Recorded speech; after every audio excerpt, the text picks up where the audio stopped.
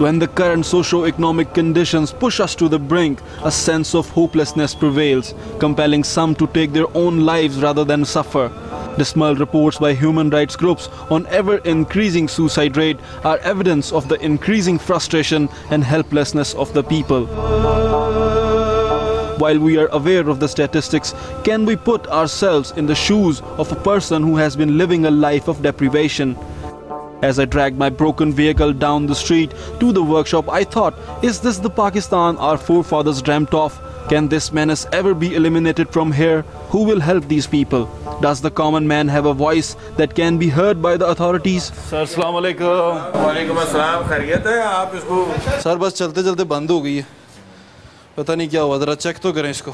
चलें देखते हैं, इसको खोलो यार। I wanted to find out what an average citizen thinks of the situation, and my mechanic turned out to be just the subject I was looking for. यार हमारी आवाज़ मैं देखें, जैसे आप मुझसे बात कर रहे हैं, अगर मैं ऐसी बात कर भी लेता हूँ आपको, तो ये आवाज़ कहाँ तक पहुँचेगी? चलो इस पे व्हाट्सएप ये भी बता दें कि इस आवाज़ पे असर कौन करेगा? असर कौन करेगा?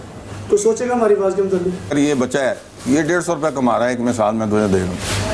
ये 150 रुपए में मुझे आप एक बंदे का बजट बना। इसलिए तो लगता है कि लोग खुदकुशी कर लेते हैं फिर। यार खुदकुशी देखिए, पता क्या मसला है? मसला सिर्फ यही है, जो होता था वो क्या था कि खुदा न खास्ता ये जो किसी बंदे ने कोई जी लव मैरिज नहीं हो सकी, बंदे के वो इश्क नाकाम हो गया, तो बंदे ने कहा जी खुदकुशी कर लो।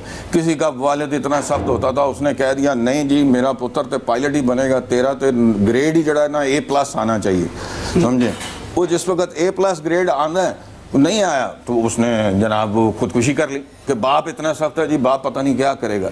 इसके अलावा कभी ऐसा नहीं होता था कि कोई बंदा माशरती लेवल पे इकोनॉमिकली उसे प्रॉब्लम्स हो तो वो खुदकुशी कर ले। अगर ये सारा कुछ यहाँ पे हो रहा है तो इसको ठीक कैसे कर सकते हैं हम? कुछ भी नहीं होगा।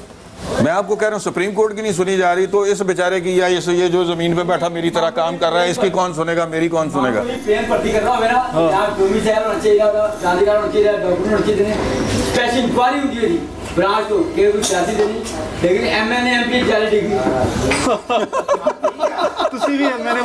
अपने जो साहब चले गए बदबख्त, अल्लाह उनका भला करें, जिन्होंने कहा सबसे पहले पाकिस्तान, वो नारा लगाते थे सबसे पहले पाकिस्तान।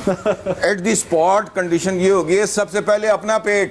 उस तबके का जो घर है उसका बिल किसी सूरत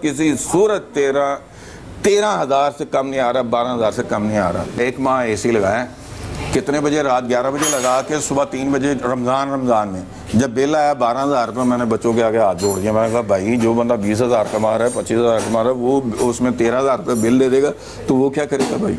यार कभी इन्होंने ये सोचा कि जनाब ये जो हमारे लीडरान, हमारे पॉलिटिशियंस जो हैं, ये सारे 18वीं तरमीम को लेके बैठे हैं। कोई जनाब लेके बैठा जी ये हमने ख़त्म कर दिया, हमने ये पैकेज लेके आ गए।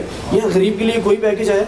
These guys were talking their hearts out, and I was thinking, how can we bring happiness to their lives? मगर ये जो बैठे हैं इनको नहीं पता यार, इनको पता चल भी नहीं सकता। मीडिया कहते हैं आज़ाद है, मीडिया वालों ने तो कहा है कि इनके साथ से 3 गुना ज़्यादा हो गए। ये पीछे जो अखबार पड़ा है इसमें कॉलम आया हुआ जिसमें सेनेट का डेली खर्चा 60 लाख रुपीस हो एक दिन का, जब वो सेनेट का इजलास 60 लाख यानी कि 6 मिलियन। हाँ 6 मिलियन। इनसे ही पूछ लेता हूँ सर जी, ये जो बेचारा गरीब काम कर रहा है, इसकी जिंदगी में 60 लाख आएगा कभी? क्यों जी चाचा जी, आपकी जिंदगी में 60 लाख आएगा कभी?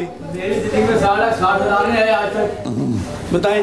ना मोटरसाइकिल ना कूलर के बावजूद भी 50 लोगों के कर्जे माफ किए, आपको जनाब पैसे दूर जा। यार लाओ उन चोर चुकों को लाओ जिन्होंने 1970 से लेकर के अब तक कर्जे माफ करवाए हैं, जो भी है उनके पेटों से निकालो। हमें किसी से कोई सरोकार, हमें कोई सरोकार नहीं, हम किसी सबको उल्टा लटका दो। हम कहते हैं किसी पार्टी से हमारा तलक नहीं, लानत भेजो ऐसी सियासत पे बस, और ऐसे सियासतदानों पे। जिन लोगों ने करप्शन की है वो पॉलिटिकल है, नॉन पॉलिटिकल है, वो किसी भी मरहले पे रिकवरी करो, उसके रिकवरी पुष्टाई हो रही है, खाओ पियो मौज करो, बंदा खत्म करो, गरीब खत्म करो। सबके आगे हाथ जोड़ दिया, गरीब अवाम, खुदा का खौफ करो, कुछ हमारे लिए सोचो। आज तो हर बंदा अपनी बारियों के इंतजार में है कि शायद मुझे बारी आए, तो ये बारी के इंतजार में जो है मुल्क जो है ना वो तेजी से।